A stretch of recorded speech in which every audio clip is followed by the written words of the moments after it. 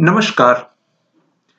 शिक्षण अभिक्षमता परीक्षण teaching aptitude test के अध्ययन की श्रृंखला को आगे बढ़ाते हुए आज पुनः कुछ बहुविकल्पीय प्रश्नों का हम लोग विश्लेषण एवं अध्ययन करते हैं। किसी लोकतांत्रिक कक्षा में एक अध्यापक का कार्य है।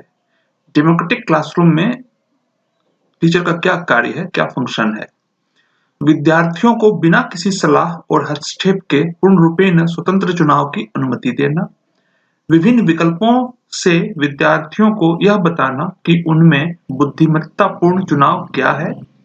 बढ़ते हुए विकल्पों के बीच बच्चों को चुनाव करने के योग्य बनाना। बच्चों तथा स्वयं दोनों के लिए चुनाव करना। अब डेमोक्रेटिक क्लासरूम है और टीचर की क्या भूमिका है, क्या कार्य है। डी की जहां तक बात है, दोनों के लिए चुनाव करना, अर्थात चुनाव करने वाला टीचर है तो वह बच्चों को स्वतंत्रता नहीं दे रहा है। ए की जहां तक बात है कि बिना सलाह और हस्तक्षेप के पूरी तरह से स्वतंत्रता दे देना बच्चों को चुनाव करने का, तो यह भी नहीं है कि आप पूरी तरह से छोड़ दें और आप उसके लिए चुनाव करें। दोनों ही जो एक्सट्रीम है, दोनों जो चरम पक्ष है, इसको हम लोग नहीं मान सकते। बी को देखते हैं। विभिन्न विकल्पों से विद्यार्थियों को यह बताना कि उनमें बुद्धिमत्तापूर्ण चुनाव क्या है। जो डिफरेंट ऑप्शंस हैं, अल्टरनेटिव्स हैं, उनमें हम यह कहें कि यह ज्यादा अच्छा चुनाव है, तो इसमें भी हम ही निर्णय करता है, बच्चे नहीं है। और सी में देखते हैं, बढ़ते हुए विकल्पों के बीच बच्चों को चुनाव करने के योग्य बनाना। अल्टरनेटिव्स अधिक हों या बढ़ते जाएं तो उसमें से चुनाव करने के योग्य बनाना है बच्चों को। तो बेसिकली डेमोक्रेसी क्या है? डेमोक्रेसी में जो प्रत्येक व्यक्ति है या यहाँ पर स्कूल के संदर्भ में बच्चा है, वह सेलेक्ट कर सके, वह चुन सके, वह अपना चुनाव कर सके, इसके लिए उसको योग्य बनाना ही वाकई में डेमोक्रेसी है। तो डेमोक्रेटिक क्लासरूम में हमारा जो दायित्व है, टीचर का दायित्व है बच्चों को इस योग्य बनाना ताकि वह चुनाव कर सके, वह सेलेक्ट कर सके, वह चुन सके कि क्या उसके लिए सही है। तो उसकी इस योग्यता को बढ़ाना ही वाकई में डेमोक्रेसी है। इसलिए इसमें जो विकल्प है वह सी है। अधिगम में प्रभावपूर्ण होने के लिए उद्देश्य निम्न में से किसके अनुरूप होना चाहिए? पाठ्यचर्या उद्देश्य, बौद्धिक विचारों का समावेशन, विद्यार्थियों की आवश्यकताएं तथा उद्देश्य, विद्यालय का स्तर। प्रश्न को समझते हैं कि जो लर्निंग है, अधिगम है, वह प्रभावपूर्ण हो, इफेक्टिव हो। तो इफेक्टिव लर्निंग के लिए उद्देश्य, अर्थात जो टीचर पढ़ाने के लिए जाते हैं क्लासरूम में, तो अपने लेसन के जो ऑब्जेक्टिव्स हैं वह कैसा होना चाहिए, किसके अनुरूप होना चाहिए। पाठ्यचर्या के उद्देश्य से मैच तो करता है, इसमें कोई संदेह नहीं। बौद्धिक विचारों का समावेशन आवश्यकता है तो होगी, और विद्यालय का स्तर, जैसा विद्यालय का स्तर है उसका भी प्रभाव पड़ेगा। लेकिन जो अधिगम प्रभावपूर्ण होगा, इसके लिए सबसे अधिक जरूरत है कि विद्यार्थियों की आवश्यकताएं क्या हैं और उनके पर्पस क्या हैं। बच्चे जो हैं उनकी क्या वाकई में नीड है, अर्थात बच्चों की जो स्थिति है उसके अनुसार उनकी जो योग्यताएं हैं, उनकी जो क्षमताएं हैं, उनकी जो आवश्यकताएं हैं, उसके ध्यान में रख करके जब हम ऑब्जेक्टिव्स फ्रेम करेंगे अपने पढ़ाने के, तो वह अधिक प्रभावपूर्ण होगा अधिगम में। इसलिए इसका आंसर सी सर्वाधिक उपयुक्त है और सही है। कक्षा में अभिप्रेरणा की कुंजी है विषय वस्तु की अंतर्निहित रुचि, अध्यापक का व्यक्तित्व, कक्षा का भावनात्मक वातावरण, पाठ्यचर्या के अनुभवों की उपयुक्तता। कक्षा में अभिप्रेरणा की कुंजी है, की ऑफ मोटिवेशन इन क्लासरूम। तो मोटिवेशन का की क्या है क्लासरूम में? तो विषय वस्तु की अंतर्निहित रुचि, यह कक्षा विशेष के लिए नहीं होगा, यह तो विषय वस्तु की अंतर्निहित रुचि वो अपने आप में है, इसको हम यहाँ कंसिडर नहीं करेंगे। अध्यापक का व्यक्तित्व, यह भी सभी जगह लागू होगा, केवल एक क्लासरूम में नहीं। तो अध्यापक का व्यक्तित्व भी अभिप्रेरणा देता है। विषय वस्तु की अंतर्निहित रुचि जो होती है वह भी अभिप्रेरणा देती है, लेकिन यह सामान्य है, वो सभी जगह लागू होगा। कक्षा का भावनात्मक वातावरण, निस्संदेह जो भावनात्मक वातावरण होगा कक्षा का, वह अभिप्रेरणा को प्रभावित करेगा। और पाठ्यचर्या के अनुभवों की उपयुक्तता, appropriateness of experiences of curriculum, curriculum के जो एक्सपीरियंसेस हैं वह कितना उपयुक्त है। तो यहाँ चारों के चारों अभिप्रेरणा से संबंधित हैं, लेकिन ए और बी सामान्य है, यहाँ पर ये विशेष नहीं कहा जाएगा। सी और डी विशेष उस कक्षा से संबंधित होगा, और उस कक्षा में जो सी और डी में हमें एक को चुनना होगा। तो टीचर के यह हाथ में है और यह ज्यादा उपयुक्त है कि जो अनुभव हम प्रदान करें, जो अनुभवों का हम सृजन करें, जिन अनुभवों से बच्चे गुजरेंगे उस क्लास में, पाठचर्या के अनुभवों से, करिकुलम के अनुभवों से, और उन अनुभवों को विभिन्न प्रकार से टीचर संगठित कर सकते हैं, ऑर्गेनाइज कर सकते हैं। तो उस वह जितना अप्रोप्रिएट होगा, जितना अच्छा होगा, अर्थात जितना उदाहरणों से भरपूर होगा, कम्युनिकेशन जितना अच्छा होगा, टीचिंग एड्स जितने अच्छे होंगे, उतना ही अच्छी अभिप्रेरणा होगी, उतना ही अच्छा अध्ययन होगा। तो इसलिए अभिप्रेरणा की जो कुंजी है कक्षा में वह डी है और सबसे प्रभावी है, इसलिए यहाँ पर आंसर डी होगा। कार्य अनुभव कार्यक्रम का मुख्य कार्य विद्यालयों में उपलब्ध कराना है। वर्क एक्सपीरियंस की बात है। कार्य अनुभव सहित युवा, बेहतर कामगारों सहित उद्योग और व्यापार, अधिक विद्यार्थियों को नियंत्रित करने हेतु शिक्षकों को स्वतंत्रता, व्यावसायिक परामर्श देने हेतु उचित आधार। तो इसका जो कार्य अनुभव है, जो वर्क एक्सपीरियंस प्रोग्राम है, उसका मुख्य कार्य विद्यालयों में जो है वह कार्य अनुभव सहित युवा, ऐसा युवा तैयार करना जो कार्य अनुभव से युक्त हो, यह मुख्य उद्देश्य नहीं है। और उद्योगों और व्यापार को कामगार मिले, यह भी मुख्य उद्देश्य नहीं है। और शिक्षकों को स्वतंत्रता मिल जाए, यह भी बात नहीं है। तो इसमें मोस्ट अप्रोप्रिएट जो है व्यावसायिक परामर्श देने हेतु उचित आधार, अर्थात बच्चे को भविष्य में कौन से व्यवसाय का चयन करना चाहिए उसका परामर्श इसके आधार पर कुछ हद तक हम दे सकते हैं। इसमें बहुत अट्रैक्टिव तो सही नहीं कर सकते, लेकिन डी मोस्ट अप्रोप्रिएट है, इसलिए इसका आंसर डी होगा। किसी विद्यार्थी की एक समस्या है, वह अध्यापक से पूछता या पूछती है मैं क्या करूं। अध्यापक को चाहिए कि वह उसकी क्षमताओं को ध्यान में रखते हुए विद्यार्थी को प्रक्रिया का मार्ग बताए। विद्यार्थी को बताना कि यदि वह उसके स्थान पर होता तो वह क्या करता। विद्यार्थी से ऐसे प्रश्न पूछना जो उन्हें फैसला लेने के लिए आवश्यक सूचना उपलब्ध कराएं। विद्यार्थी से स्वयं को पहचानने के लिए कहना, जिससे कि वह अपनी हल करने की क्षमता को पहचान सके। अब विद्यार्थी की समस्या है, प्रश्न में यह नहीं स्पष्ट है कि किस प्रकार की समस्या है, और विद्यार्थी पूछता है कि मैं क्या करूं। तो यहाँ पर बहुत तरह की समस्या हो सकती है, सामाजिक, संवेगात्मक या एकेडमिक। तो जो भी हो, इसमें 4 विकल्प हैं और 4 के चारों ही अट्रैक्टिव हैं। अब इसमें चुनना हमारे लिए थोड़ा कठिन होगा, फिर भी देखते हैं। पहला विकल्प जो है उसकी क्षमताओं को ध्यान में रखते हुए विद्यार्थी को प्रक्रिया का मार्ग बताए। अगर सिंपल एकेडमिक है तो यह किया जा सकता है कि विद्यार्थी को जो हम आंक लें कि उसकी क्षमताएं क्या हैं, और ऐसा ही प्रोसेस हम बता दें जिससे कि उसका समाधान कर ले। विद्यार्थी को बताना कि यदि वह उसके स्थान पर होता तो वह क्या करता। यह भी कई बार हम ऐसा करते हैं। विद्यार्थी से ऐसे प्रश्न पूछना जो उन्हें फैसला लेने के लिए आवश्यक सूचना उपलब्ध कराए। विद्यार्थी पूछ रहा है कि मैं क्या करूं, तो टीचर को भी प्रश्न पूछना है, और प्रश्न इस प्रकार से पूछना है ताकि उसकी जो समस्या है उसके समाधान तक पहुंचने के लिए वह आवश्यक सूचना, आवश्यक ज्ञान प्राप्त कर ले। ऐसा प्रश्न पूछना है जिससे उसके अंदर ही अगर वह क्षमता है तो वह क्षमता सामने आ जाए, और अगर बाहर से सूचनाएं लेनी पड़ेंगी तो बाहर से लेकर के उसका समाधान कर सके। यह भी संभव है। तो विद्यार्थी से स्वयं को पहचानने के लिए कहना, जिससे वह अपनी हल करने की क्षमता को पहचान सके। यह एक दूरगामी उपाय हो सकता है, तात्कालिक उपाय तो नहीं है। तो इसमें ए बी जो है दोनों संभव है, लेकिन सी उसकी तुलना में ज्यादा उपयुक्त दिखाई पड़ता है। सीधे सीधे प्रक्रिया बता देना यह उतना अच्छा टीचर नहीं है, और उसके स्थान पर क्या होता तो वह क्या करता, तो वह तो उसके एंगल से हुआ, वह भी उस विद्यार्थी के एंगल से सही समाधान नहीं है। लेकिन विद्यार्थी से ऐसे प्रश्न पूछना जो उन्हें फैसला लेने के लिए आवश्यक सूचना उपलब्ध कराए, तो ऐसा प्रश्न पूछने की जो कला में महारत है टीचर, और वह प्रश्न पूछ करके ही उसका समाधान कर देता है, वह सबसे अच्छा अध्यापक है, सबसे अच्छा उपाय है। इसलिए यहाँ पर इसका आंसर सी होगा।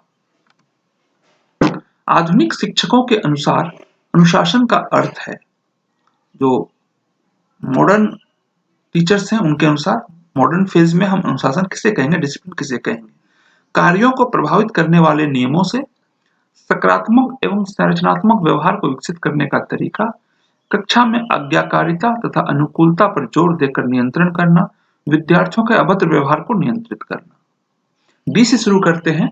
अभद्र व्यवहार को नियंत्रित करना, निस्संदेह यह अनुशासन के अंतर्गत आएगा, लेकिन ये एक नेगेटिव एस्पेक्ट है और इस पर हमें अधिक बल नहीं देना है, बल्कि भद्र व्यवहार को विकसित करना महत्वपूर्ण है। आज्ञाकारिता तथा अनुकूलता पर जोर देकर नियंत्रण करना, तो अनुशासन का अर्थ नियंत्रण करना नहीं है और ओबीडियंस भी नहीं है। आज्ञाकारिता, ओबीडियंस यह भी नहीं है और अनुकूलता किसी को किसी के रूप में ढाल देना यह भी नहीं है, तो यह भी उचित नहीं होगा। तो डी भी उचित नहीं है, सी भी उचित नहीं है। ए को देखते हैं। कार्यों को प्रभावित करने वाले नियमों से, नियम होते हैं और वह कार्यों को प्रभावित करते हैं और अनुशासन के भी नियम होते हैं, तो यह संभव है लेकिन बहुत अट्रैक्ट नहीं कर रहा है। सकारात्मक एवं संरचनात्मक व्यवहार को विकसित करने का तरीका, पॉजिटिव एंड कंस्ट्रक्टिव बिहेवियर विकसित करना, to develop positive and constructive behaviour. यह जो है वाकई में अनुशासन है कि अगर हम सकारात्मक व्यवहार विकसित कर दें, जो कि डी का एंटी है, डी के विपरीत बात हुई कि सकारात्मक व्यवहार विकसित कर दें और संरचनात्मक कंस्ट्रक्टिव बिहेवियर, तो वह वाकई में अनुशासन है और यह आधुनिक अवधारणा से मेल खाता है, इसलिए इसका उत्तर बी होगा। सामाजिक विकास आवश्यक रूप से निम्न में किसका मामला है? सामाजिक नियमों की मांग के साथ अनुकूलता, सामाजिक सुरक्षा एवं स्वीकारोक्ति की उपलब्धि, किसी एक व्यक्ति के उद्देश्य का सामाजिक नियमों के साथ समायोजन, सामाजिक दक्षता का विकास। सामाजिक विकास आवश्यक रूप से निम्न में किसका मामला है? तो सामाजिक विकास वस्तुतः क्या है, इसकी बात हो रही है। तो सामाजिक नियमों की मांग के साथ अनुकूलता, अपने को ढाल लेना है सामाजिक नियमों के अनुसार, उसकी जो मांग है उसके अनुसार, तो इसको हम स्वस्थ सामाजिक विकास नहीं कहेंगे। यहाँ पर समाज हावी है, इसलिए इसको स्वस्थ नहीं कहेंगे। सामाजिक सुरक्षा एवं स्वीकारोक्ति की उपलब्धि, तो यहां भी कहीं ना कहीं समाज से जो टर्म्स हैं उस टर्म्स को मानना है ताकि सामाजिक सुरक्षा मिले और उसकी स्वीकार कर लें कि समाज के जो नियम है, जो मांग है, उसको हम स्वीकार कर लें। यहाँ भी समाज हावी है और सामाजिक विकास में लोकतांत्रिक देश में हम समाज को बहुत अधिक महत्व नहीं दे सकते। महत्वपूर्ण तो है लेकिन सभी कुछ हम समाज पर नहीं छोड़ सकते। सी, किसी एक व्यक्ति के उद्देश्य का सामाजिक नियमों के साथ समायोजन, जो व्यक्ति के उद्देश्य हैं, व्यक्ति की जो अपने व्यक्तित्व है और सामाजिक नियम है, जो सोशल लॉज हैं, उसके साथ समायोजन, एडजस्टमेंट, यह आकर्षक है। यह सही प्रतीत होता है कि व्यक्ति का जो उद्देश्य है, व्यक्ति के जो जीवन के जो स्थिति है, जो उसकी इच्छाएं हैं, उसकी जो विचार कहता है और सामाजिक नियम, दोनों के बीच में जब समायोजन हो जाएगा, जब एडजस्टमेंट हो जाएगा, जब हम कहेंगे कि यह वाकई में सामाजिक विकास है। हम यहाँ पर क्या बात, खास बात है कि व्यक्ति को भी महत्वपूर्ण माना गया है और सामाजिक नियम को भी महत्वपूर्ण माना गया है और दोनों के बीच में तालमेल को ही हम सामाजिक विकास कहेंगे। तो यहाँ पर व्यक्ति की गरिमा जो लोकतंत्र में महत्वपूर्ण है, वह भी, उसका भी आदर है और सामाजिक नियमों का भी आदर है और दोनों के बीच में समायोजन है, यही इसकी खासियत है। इसलिए सी अट्रैक्ट करता है। सामाजिक दक्षता का विकास, यह भी अट्रैक्ट करता है कि सामाजिक दक्षता का विकास किया जाए, लेकिन इसके कुछ और भी पहलू हैं। तो यहाँ पर सबसे अधिक एक्सप्लेनेटरी, सबसे अधिक व्याख्यात्मक और सही जो है वह सी है, जहां पर व्यक्ति को भी ध्यान में रखा गया है और समाज को भी, इसलिए इसका उत्तर सी होगा। दो लड़कों का समान आईक्यू 120 है, इससे निष्कर्ष निकाला जा सकता है। इंटेलिजेंस कोशिएंट 120 है दोनों बच्चों का, तो इससे क्या निष्कर्ष निकलता है?